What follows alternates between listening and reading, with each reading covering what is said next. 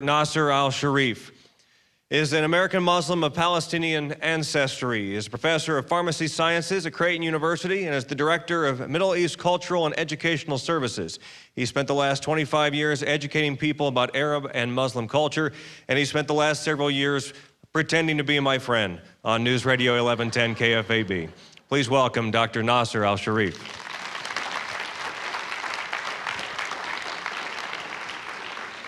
Thank you, Scott. Well, where should I start? Wow. You know, I was hoping when I read the title of this flyer, Building Bridges Towards Peace, that this is what is this truly about. Now here I am faced with all of this, and I'm supposed to defend what? 1.8 billion Muslims. God forbid if they're all terrorists, you better run, you know? It's very unfortunate. You guys can't hear me? Oh, I'm sorry. Whew. Did you hear what I just said? Do I need to repeat it? No? Because that was important. Really, I was hoping and I was praying that this will be about building bridges to peace. Not based on misconceptions, not based on stereotypes, not based on mistrusting 1.8 billion people.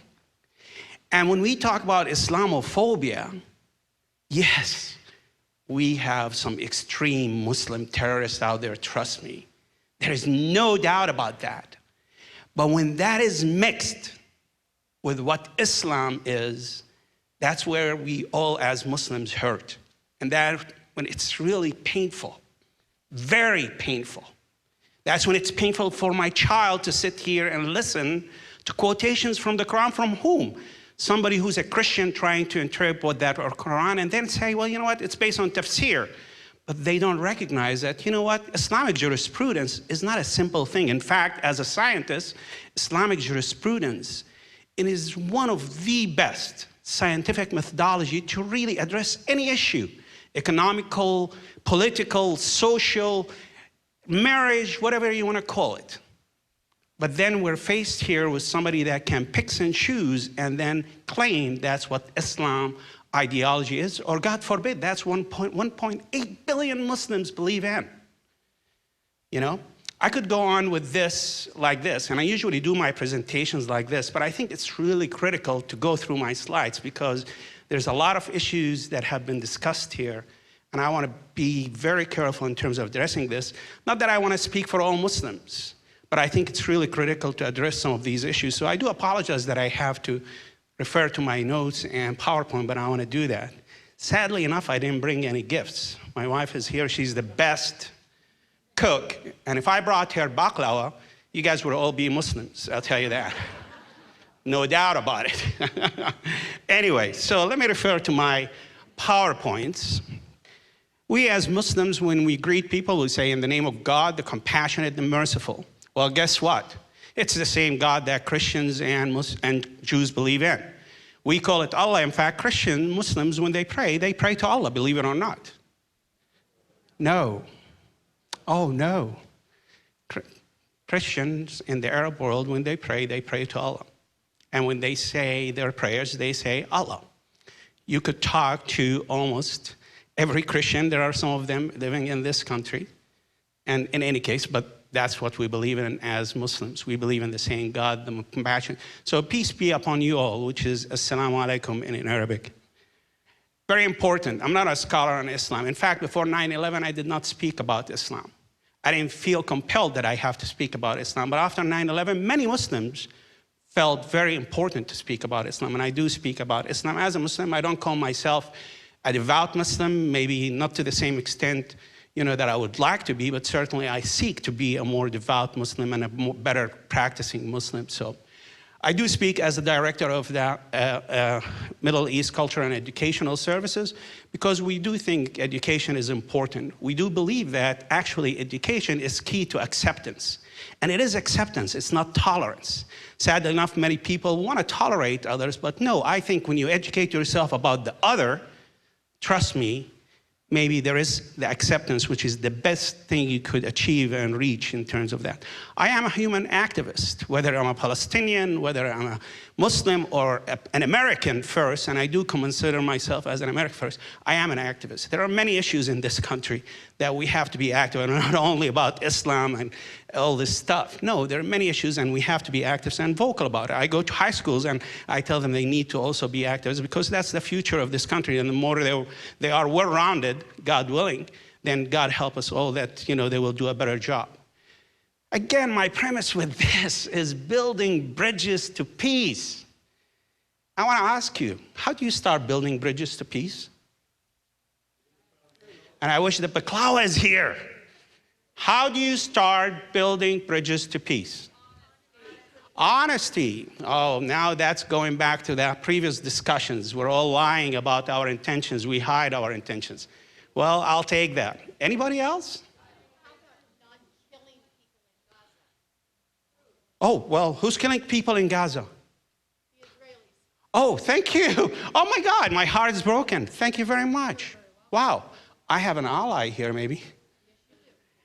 Well, thank you. We'll talk about that, maybe in the question and answer. I appreciate that. And now my biases are showing. Thank you very much. Anybody else? Understanding. Acceptance, again, that's my hope. That's my premise in terms of how we build. Next, please. And we need to go through this. This is for us in terms of Muslim diversity in Islam. And again, Muslims can look at many verses and interpret it, and there's many interpretation. But for me and the majority of the Muslims, this is what it's all about. You were created as different nations and tribes. Not that you should despise one another, but that you should know one another. That's what many Muslims believe in. As a Muslim, I can tell you that's what the majority of Muslims, my grandmother, my great-grandmother, my parents, many of my friends, that's what they abide by, that's what they believe in. That's coming from a Muslim. Next, please. So to really address this, I think you have to address what are the myths and the facts. I think Dr. Kirby, I'm not sure who wrote the myth and the fact book, but I'll give you my perspective in terms of what's myth and fact. We'll talk about the basic of Islam. I think that's important. And then we'll kind of look at the factors that shape some of the images and really portrayal of Arabs and Muslims in the media. And I'll give you my bias departing words. So next, please. So what are your typical images of Muslims and Arabs in films, TV, or comic books?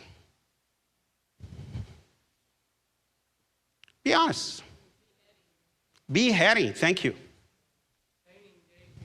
Hanging gay people, wow. Wearing the burqas. Is that your image in TV and comic books, or is that your image as you feel that's who Muslims are? Honor killing. What? Okay, I'm not arguing with you, sir. No. Women can drive. Okay.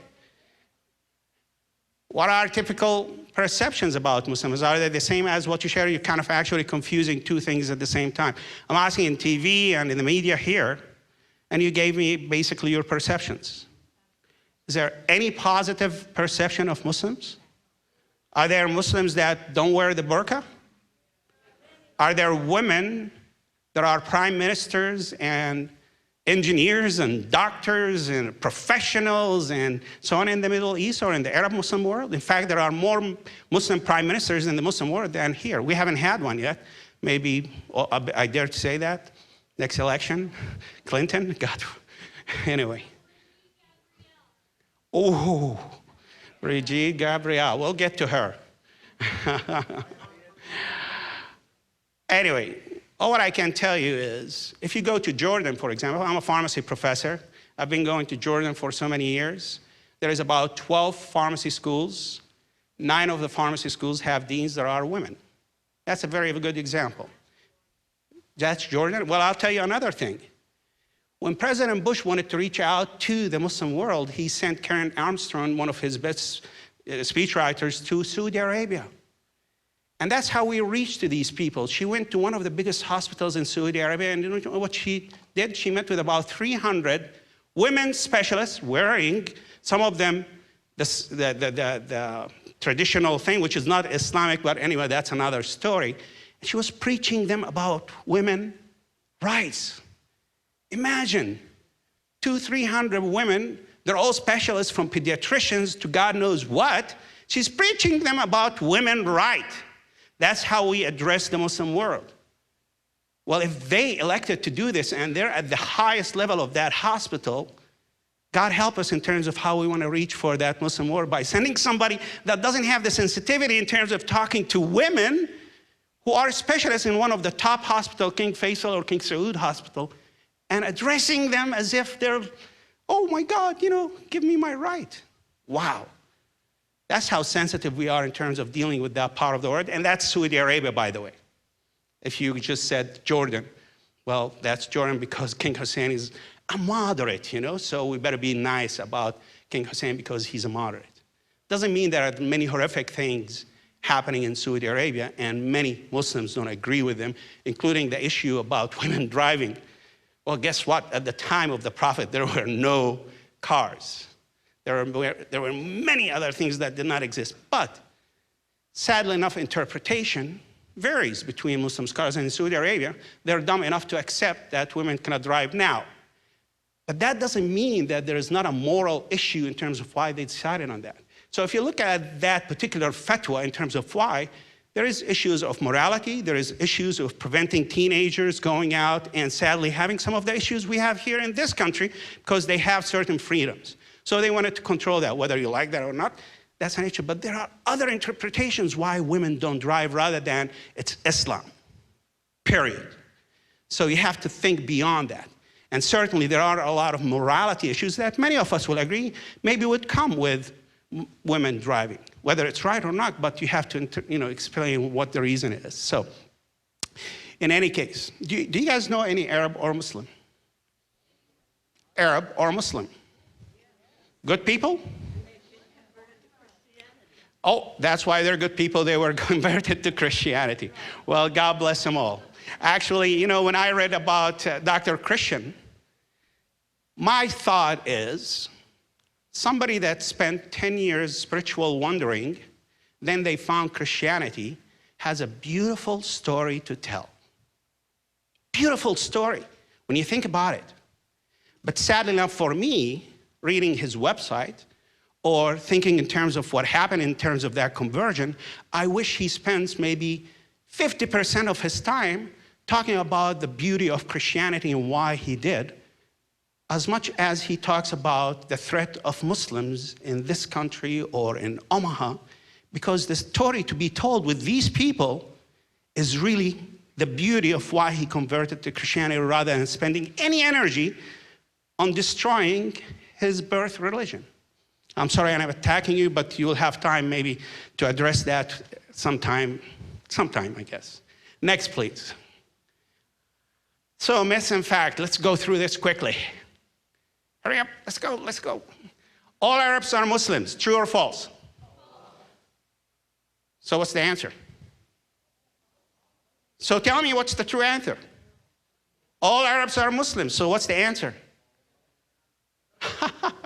All of them are not, so what are they? So what's the rest? What are they? There's about 20% of Arabs that are Christians. They're the original Christians. In fact, that's one of the saddest things about the friction between this part of the world and that part of the world, because the chasm that happened between the Western church and the Eastern church did not help us as Arabs and even as Muslims. Because those people existed there, talking about coexistence between Muslims and Christians and Jews.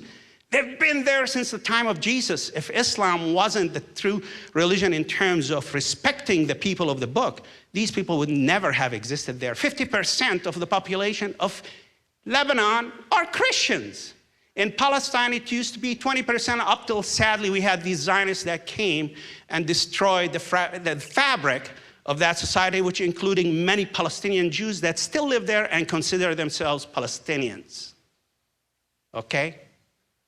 All right? I know I'm being passionate about this, but guess what? If you don't have convictions, and you don't live by them, and if you don't speak them, I don't know why you live. Anyway, so 20% of that people are actually Christians and some are Jews. All Muslims are Arabs? Yes, sir. What do I classify Christians? They're Arab Christians. Many of them are from the Eastern Church. Some of them are Catholic. How many of you visited Jerusalem? Oh, Jerusalem. The Holy Land, Jerusalem. How many of you visited? Well, how should I say Jerusalem? What's wrong with Jerusalem? I mean, is it the accent?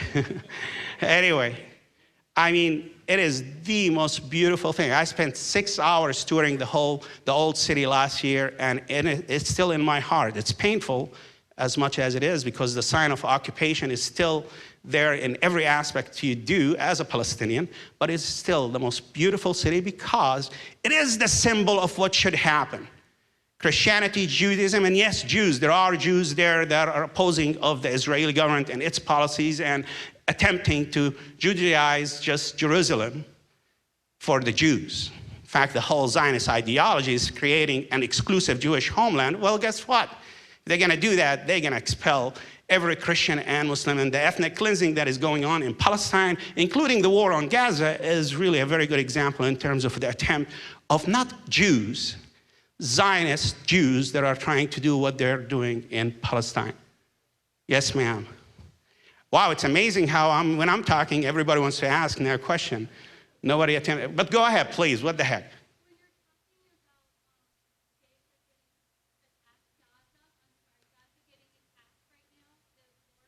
Yes, ma'am.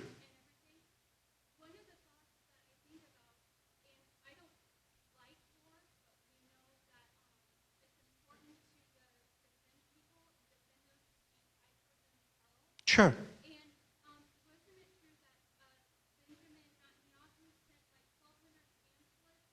Oh. Ouch. Hey, did you hear the question? Do I need to repeat it? Well, guess what, guys? I have an F-16 and F-22, some of the most sophisticated weapons in the world, and I'm giving you 1 minute to clear, or I'm going to bomb the heck out of this place.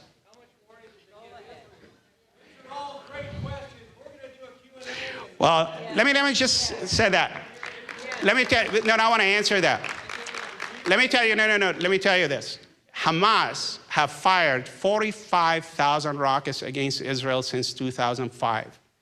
Do you know how many civilians were killed? How many civilians? Oh, wow, that's amazing. Well, I tell you what, 10 sadly Israeli civilians were killed. Let me tell you what happened in Gaza over the last month. Over the last month, 2,000 Palestinians were killed. Well, you know what? I better get back to my presentation because we better, it's war, yes. I'm sorry, Scott, you're right. I shouldn't have addressed questions. Let me go with my presentation because I could go back. Even though I think sometimes the best thing is the question and answer with the audience, and maybe that's why. No, that's okay. Please, everyone refrain from shouting out questions or interacting with the host and the guest until we get to that portion. And one thing I just want to say, it takes some guts to come into a room that you know is not going to be favorable to your views. Dr. Alsharif is doing what he came here to do, and that is to present his views and his point of view.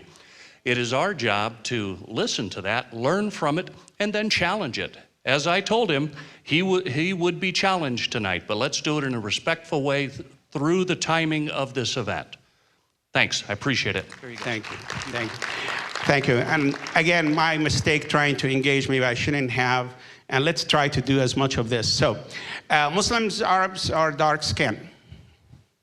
Obviously no. Look at my wife, she is a true terrorist Palestinian, I'll tell you that.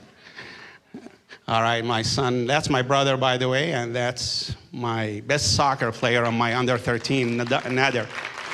Anyway, my nephew. Islam preaches holy war. Be honest. Yes, no? All right, some yes, some no. We'll go on. Go on, please, please, quickly. Next, please. That's my daughter, Melina, 2 years of age. She's not here. She's a competitive dancer, but anyway, she does look like a terrorist too, so next, please. So let me just really quick basics of Islam. Next, please. Islam, the word Islam comes from the word silm in Arabic.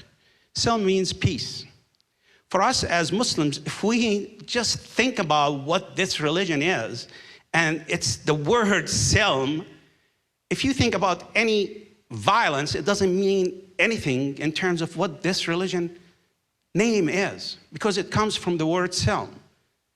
Okay? We believe, Muslims believe, that it is a continuum of the teachings of Christianity and Judaism. In fact, God forbid, we believe in this country, when we talk about Judeo-Christian, that it's actually part of a Judeo-Christian Islamic traditions, because everything that Christians and Jews believe in, we believe in. We believe. That's the teachings I got in high school, in kindergarten, in every aspect of my teaching, and that's the teachings that the majority of Muslims get. Yes, there is madrasas in Pakistan and Saudi Arabia that sadly have some extremist ideology, same thing we have in this country.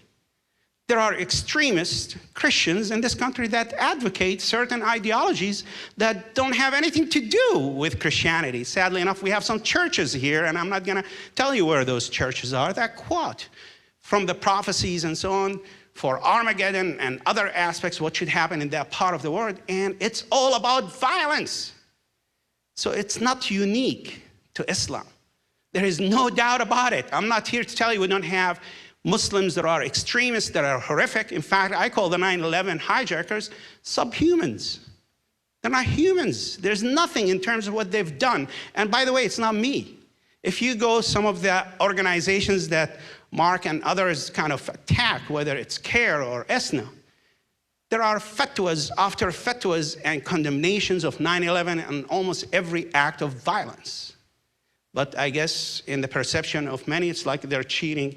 They're just saying it for consumer consumption or whatever. All right? So that's what we believe in. Yes, Muslims, the same as Christians and Jews, believe that Islam is a way of life for them. It's a way of life. If you don't believe in your religion, then you cannot accept it as your way of life. So when it is a way of life, then you need to live it to be a practicing Muslim. Muslims believe that they have to submit God. Again, Muslims believe it's the same God as Christians and Jews. We name it. If you talk about in Judaism, what do they call God? Is it God? Yeah, thank you. How do you say it in Spanish? Thank you. Who said it? God, what is the baklava? Yes, yes. So anyway, in fact, in Aramaic, which is the language of Jesus, it is Allahu, which is similar to the word in Arabic. All right? Islamic relates to actions. It's like with any religion. Go to the next slide, please. How are we doing on time? We're good? So it's like with any religion. It is about beliefs and about practices. So when you look at about the beliefs, next slide, please. It's the belief in one God. It's the belief in angels. Gabriel is one of the most prominent angels in Islam, and he is the one that revealed that message to the Prophet Muhammad. Muslims actually believe there is an angel on both shoulders. The one on the right shoulder writes all your good deeds. The one on the left shoulder writes all your bad deeds. So you want to make sure you're walking like this all the time. You'll be in good shape there, okay? Back, please. Prophets. There are 25 prophets that are mentioned from the Quran, in the Quran, including starting from Abraham, because that's, and even Adam is considered in that status. And again, I'm not a scholar in Islam, but that is the basics of what Islam is. Virgin Mary is considered a prophet in the eyes of many, and she's revered in many ways. There is a whole chapter in the Quran about the Virgin Mary. The holy books, yes, and I agree with our previous speakers. Muslims do believe in the Torah, the Bible, and all the scrolls and so on, but yes, Muslims do believe that there has been deviation or variations on what was written originally. That is a fact, and any Muslim will tell you that. We are taught that, yes, there has been deviations in those religions in terms of the original message, the way it came to the different prophets of these religions. Muslims believe in the Day of Judgment. Next, please. In terms of the pillars, I mean, if you look at the pillars of any religion, they're exactly the same. And that's really where many Muslims that are of good conscience, and many Christians and Jews, and I'm no longer on the Tri-Faith board, but yes, all these good people do believe in terms of the commonalities among all of us. The commonalities among all of us. And if we want to truly take a journey and bridge to peace, we start with what is common between us rather than what makes us different. That's where we get in trouble, and that's where we get extremists from all sides, Christians, Jews, and Muslims, that promote the differences, and sadly enough makes them, that's what the mainstream of all our religions believe in, and then we're all in trouble because we're giving them the microphone rather than people that have at least some common sense to say we share one humanity. And God, when he looks at a face, does not distinguish whether they're Christian, Jew, they're a human being, and that's a human being that was created in his image, or her image, dare I say that. All right? Anyway, so declaration of faith. Every religion, you have to declare your faith to your Creator. And that's what Muslims have to start with. Prayer 5 times a day. That's what Muslims. And if you want to tell me a religion that advocates for its people to pray 5 times a day and to discipline themselves and to really reach out and have a good relation with God. In fact, in Islam, it is a relationship between you and God. And there is no intermediates. There is no pope. There is no sheikh. There is no imam. It is a relation. So he only knows what's inside you, nobody else. So I cannot tell you what's inside of, yes, 1.8 billion Muslims, but nobody can claim they can. Or just a blank check, all Christians or all Muslims or Jews are like that. Some of my best friends are Jews, despite of my opinions about the state of Israel and what it does to my people in Palestine. All right, another story. Fasting in Ramadan.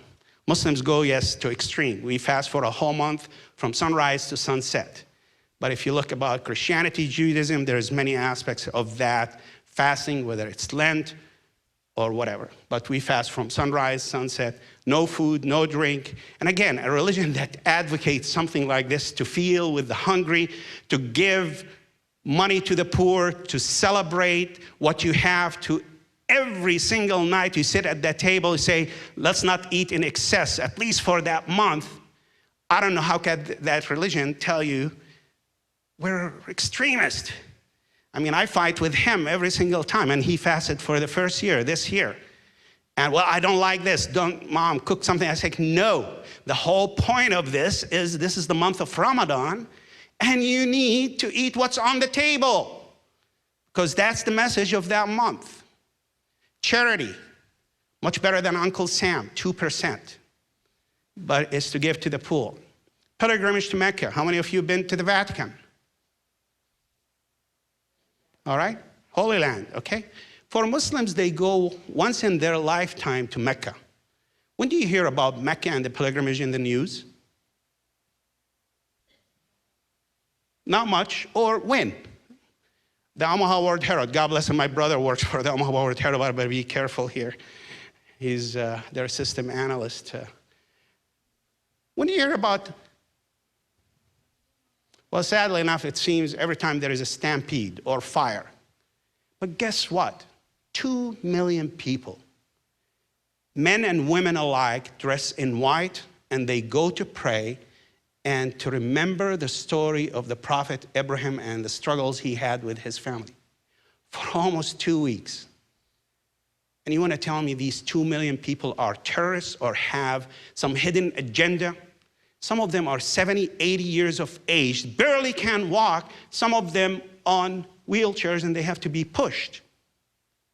And they go and do that pilgrimage. And God tells them, if you're not physically capable of doing this, don't do it. Send somebody else if you have the money. But they still do it. They still do it. Those are the people you need to hear about. In fact, if I have time, I have about 400 pictures of the Arab world and the Muslim world that you all should look at. Because the images, yes, they're negative images, but I can show you some unbelievable pictures of ordinary people that you will relate to in a way that these are other human beings that you have to relate to, period. Regardless whether they're Muslims, Christians, Jews, they're other human beings you relate to. Human life is sacred for everybody, for everybody. And when we see suffering, we have to really admit that it should not happen for everybody, period. So, references, yes, it was mentioned that Muslims refer to the Holy Quran. That's their first reference because they believe it's the word of God. Second thing is the hadith, which is the prophet's sayings. And the third thing, and I started kind of very much interested over the last few years with Islamic jurisprudence. Because again, as a scientist, and I look at the process of Islamic jurisprudence, it's amazing. I'm in the healthcare system. For the Islamic scientists to decide on, for example, organ transplantation, it is a beautiful process in terms of, again, looking at what God tells us. What does the prophet tell us? Do you guys do this as Christians? Isn't that what we all do? That's what we all do in our, what does God tell us about these issues? Is that right? Is that wrong? What are the ethical issues, moral issues, and so on? Are we against God by doing this and so on? Organ transplantation or donation. So you have scholars that tell you, wait a second, how could you give something that is not yours? Because your body belongs to God. Then you have scholars that say, well, wait a second, you're saving a life. And God says if you save one human life, as if you save the whole mankind. So again, it is a struggle. It's a strive to find the best answer in terms of our daily living. Next, please. Oh, the other thing I want to mention here, which is very important for all of us. You have to differentiate between what is the religion and what is culture. So yes, I could argue with Dr. I apologize, is it Klasov? Thank you.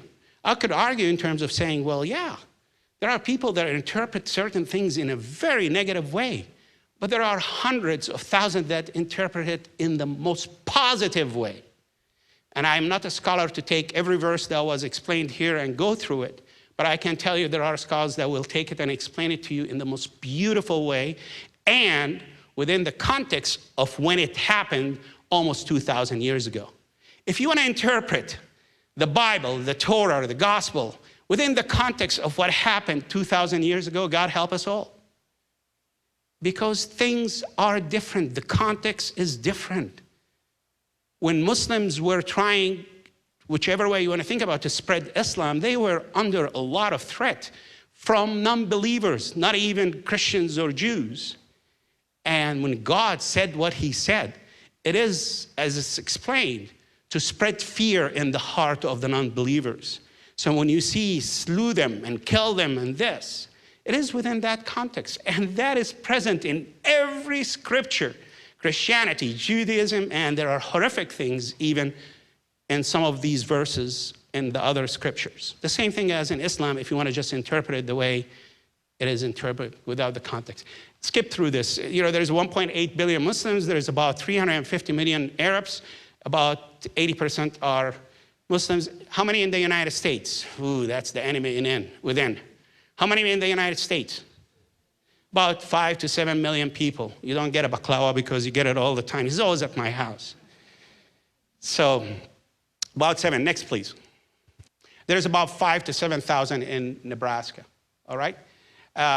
Islam is expected to kind of bypass Judaism and other, it'll be the second. You look at the numbers in Nebraska, the businesses, doctors, engineers, and so on. Next, please. So, real quick, I know I've taken too much time. How are we doing? Oh my God, I'm in trouble. All right, these are really key things. And I'm going to go through these real quickly.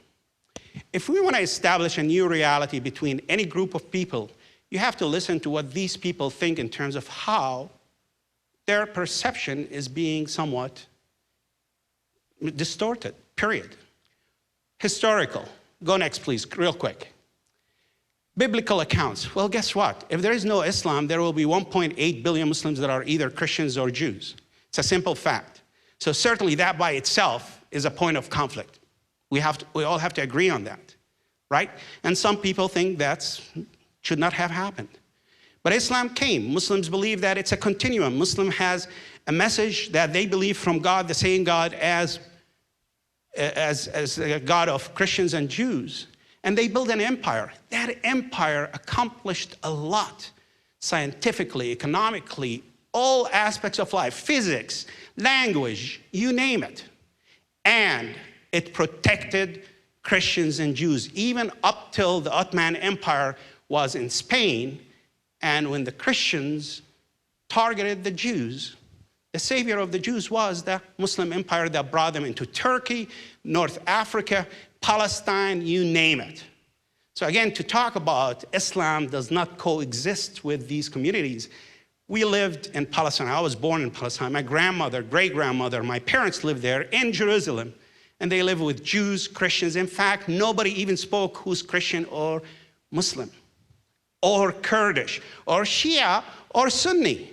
That's where the politics play. That's where Christian Zionists, with all due respect, come. That's where Zionists themselves come and play the political game on us as people of God, okay?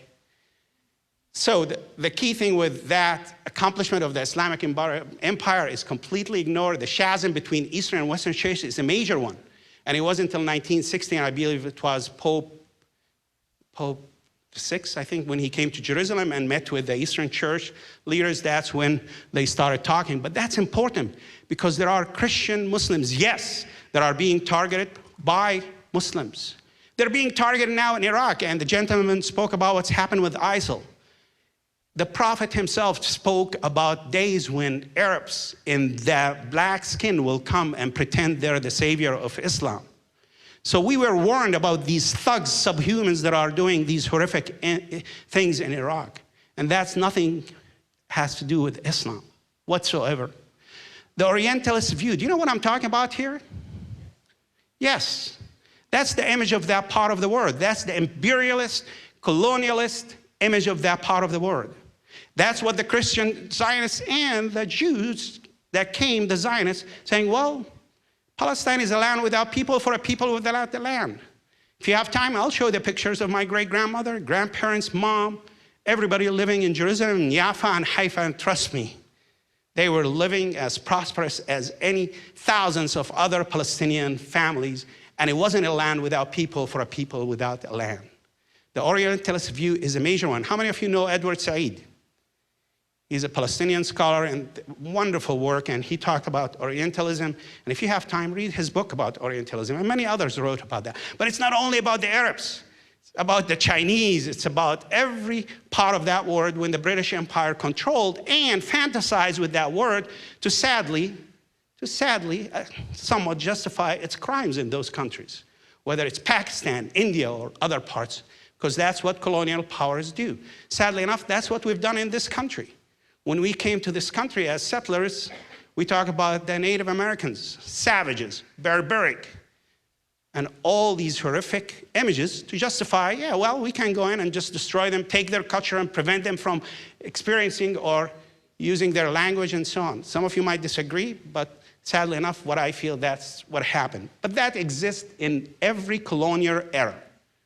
We've accomplished great things in this country that we are proud of, no doubt about it. But we cannot forget what happened to the natives. As a Palestinian, I say the same thing about what happens in Palestine. Israel is a great country. They've accomplished great things. But up till they do justice for the Palestinian people, up till they do justice, and that means to accept their moral and legal responsibility for what they did to my great-grandparents, parents, and everybody in that part of it, yes, we will have peace. All this nonsense about wars and committing all that stuff, I'm sorry, it's not going to cut it. Next, please.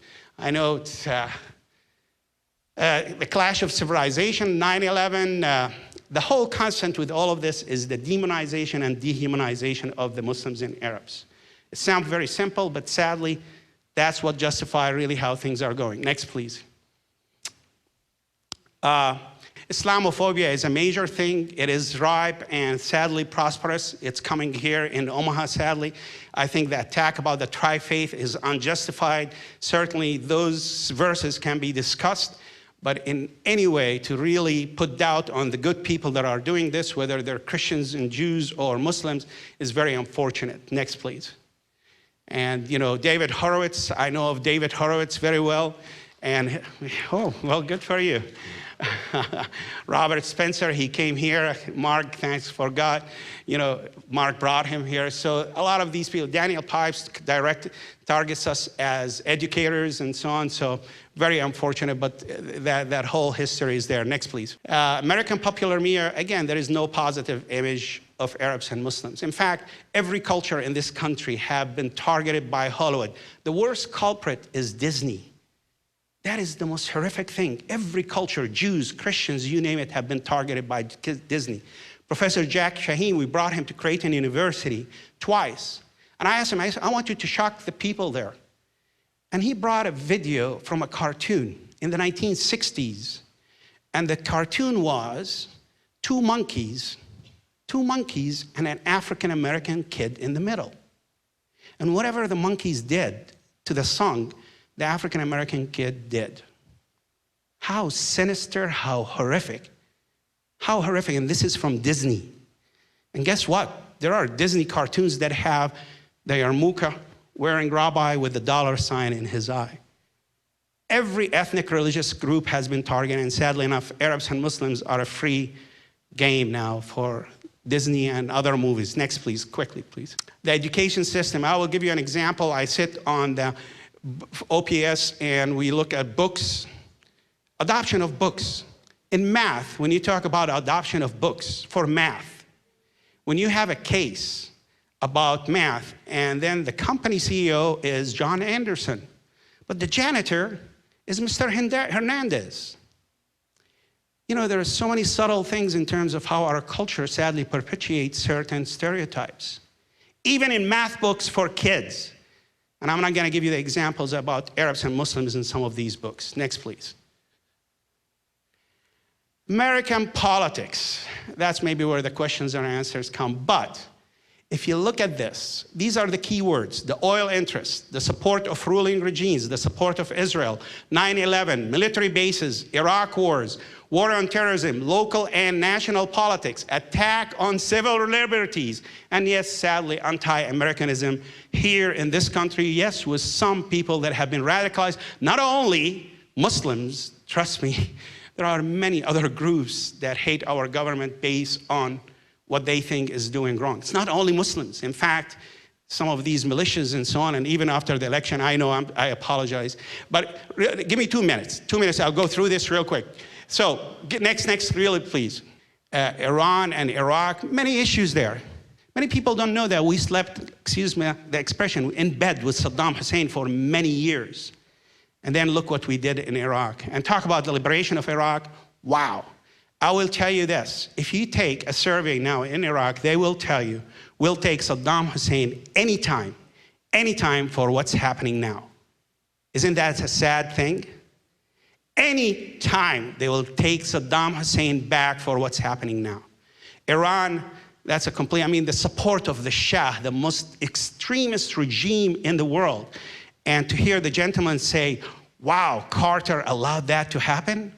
Oh, I mean, what a horrific human right. You name it, massacring his people. Saddam, a different story, but the Shah, he was our man. So it's okay that he continued and keep him there. Next, please, real quick. Political Islam, it's a major issue. There are Muslims that call themselves Islamists and they want to live in their countries as a way of life for them. That should be accepted. If they win elections, they should be acknowledged and accepted, part of an election that is democratic.